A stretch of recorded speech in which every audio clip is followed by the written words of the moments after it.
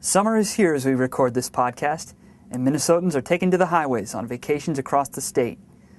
Some of these road warriors will rough it at trailer parks and RV campgrounds, and others will hit motels just off the exit ramp. But odds are not too many of them will be staying in tourist cabins. Overnight lodgings like this, once common along the state's highways, have now largely either disappeared or evolved into longer-term destination resorts. The tourist cabin is something of a missing link in the evolution of overnight lodging. At the start of the 20th century, every respectable city had at least one hotel. Like the train station, the hotel was downtown and within walking distance of every important place.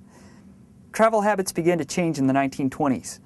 Cars became more affordable and reliable, but more importantly, roads coalesced from local country lanes into a true national network of numbered highways. Road signs and reliable maps became more commonplace. Savvy business people soon catered to the needs of these new travelers, building gas stations, restaurants, and yes, overnight lodgings right on the highways. The typical cabin was modest, with a double bed, a table and chairs, a small heater, and a wash basin. Unlike the typical hotel room, with a door that opened to a common corridor, the tourist cabin was its own little unit and offered a relative degree of privacy. While this privacy might afford the traveler a good night's sleep, it also tended to encourage some illicit activity.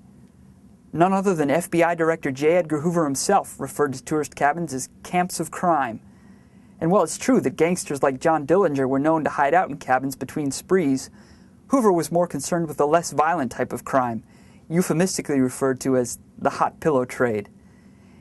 Every respectable cabin manager made a point of not renting to questionable couples or to local residents to discourage this sort of clientele. In the end, though, it wasn't crime or vice that pushed the cabins aside. Instead, it was the next generation of roads. The Interstate highway system, launched in 1956, took motorists off of the old highways and away from the cabins.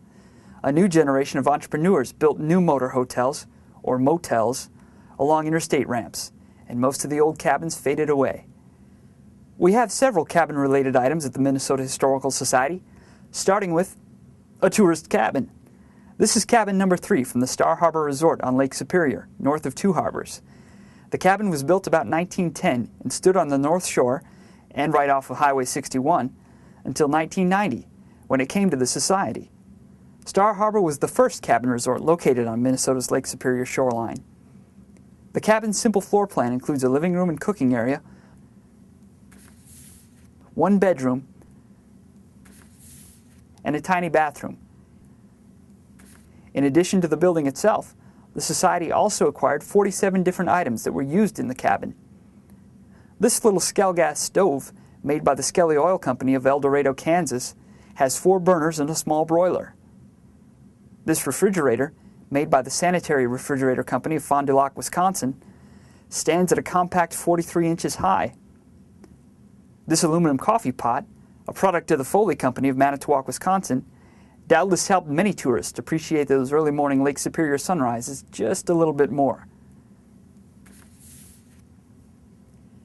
The bed, like other furnishings from the cabin, is simple and serviceable.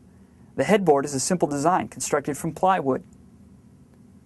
The Douglas Foam Corporation of Chicago made this dining room suite, and if the Formica, chrome, and vinyl surfaces aren't proof enough, a stamp on the table confirms that it was indeed manufactured in 1958. More recently, the Society acquired a neon sign that advertised the St. Paul tourist cabins. This resort, actually located on Lake Phelan in Maplewood, just north of the capital city, opened in the mid-1920s as a tent campground. Tourist cabins haven't disappeared entirely from Minnesota. There are still a few such resorts scattered around the state, forgotten witnesses to the first generation of the Great American Summer Road Trip. I'm Matt Anderson for the Minnesota Historical Society. Happy travels!